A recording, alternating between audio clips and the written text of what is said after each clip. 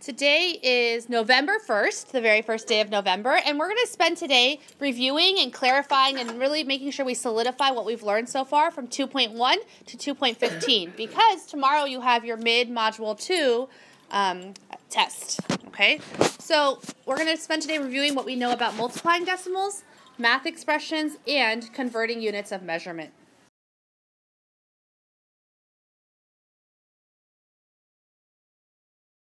The main concepts that we learned so far in this module are multiplying numbers. What are some different ways we've learned to multiply numbers? Niv? Change the power. To change and undo. I love the way some of you are writing this down so you know exactly what you're responsible for knowing on the test tomorrow. What's another way we've learned to multiply numbers? Have we learned this is kind of like the standard algorithm, right? Okay. What's another way we've learned to multiply numbers? Lydia? Area model, very good. Have we learned to estimate? Very good. Have we learned to use mental strategies like thinking about it as 30 minus 1 or 28 plus 2, right? So we've learned mental strategies too. Very good. Okay, we've also learned about math expressions. We've learned to put math expressions using numbers, but we've also learned to write math expressions using what other ways? What other ways? Christopher? We used words, yeah. We didn't just use numbers and words, though. We also used a different way to show math expressions. Akil? Unit form. Huh? Unit form. Not unit form. Expanded form. No. Karis? Pictures, and more specifically, tape diagrams. With unit conversions, we've learned to convert from a larger unit to a smaller unit, and also from a smaller unit to a smaller unit to a larger unit. Okay. Right now, write which one needs to be a whole number and which one needs to be a fraction. When we go from a larger unit to a smaller unit, would we use a whole number to multiply or a fraction? Whole number, very good. And when we go from a smaller size unit to a larger size unit, do we use a fraction to multiply or a whole number? Fraction. Good. Okay. To help you prepare, I've made a kind of a module, mid-module 2 review worksheet for you. And so we're going to do part of it right now in class, and then we're going to do part of it for homework. Okay, so go ahead and get one copy of the mid-module 2 review worksheet.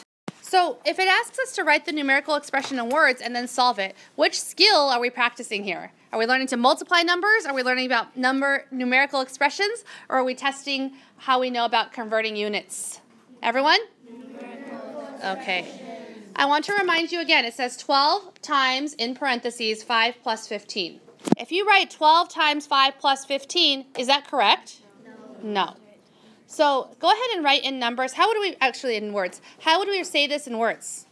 It's 12 copies of the sum of 5 and 15. Very good. Go ahead and write that down. Now, a lot of times when we're solving this kind of problem, because then we have to solve it to find the value of the expression, a lot of us start to do this in our head.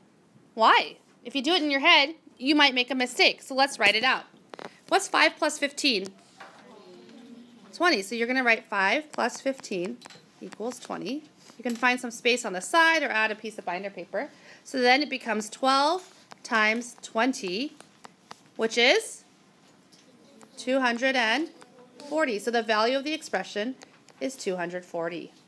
These directions say to compare these two expressions using greater than, less than, or equal to without calculating. If I see any calculations, I will know that you calculated and it will not be correct. Okay, I'm not asking you to find the value of each expression. This is also testing to see how well you understand mathematical expressions. So let's take a look at question number A. It says 24 times, or 24 copies of the sum of 20 and 5.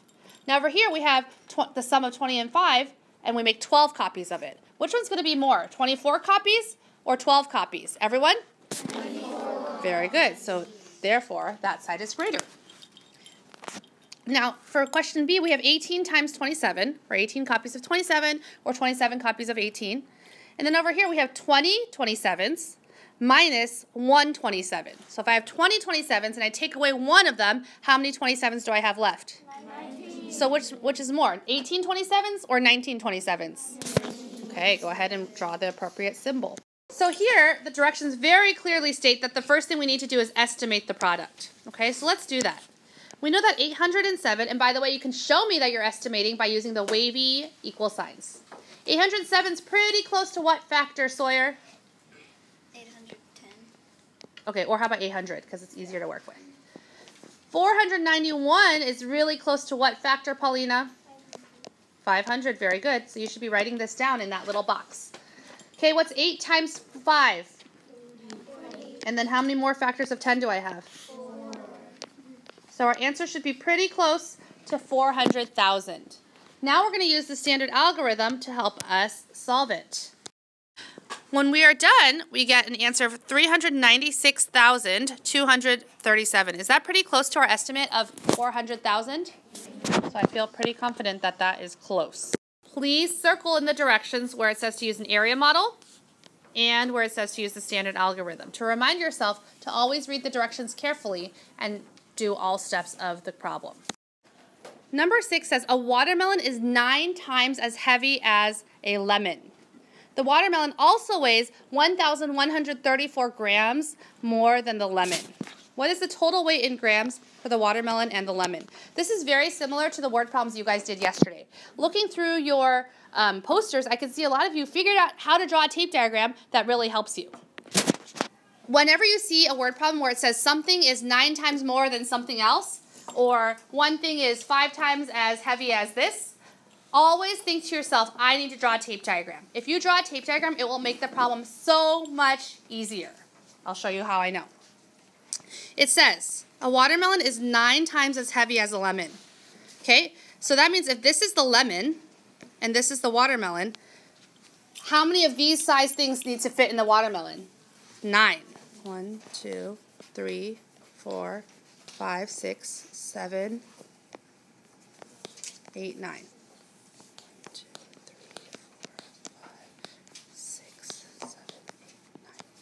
Because do you see how the watermelon is 9 times as long as the lemon now? Do you guys see that? Okay. The problem also tells us that the watermelon weighs 1,134 grams more than the lemon. Do you guys agree that this red part is what the watermelon weighs more than the lemon? How much is that? Let's label it. 1,134 grams. Using that information, how can I find out how much just the lemon weighs? Do you guys agree that this is how much the lemon weighs? Yes. How many of those sections are there? 7. How many are there? 7. Why is it 7? Let's count them. 1, 2, 3, 4, 5, 6, 7. 8. How many lemons can fit into 1,134 grams? 8. So how can I find the weight of one lemon?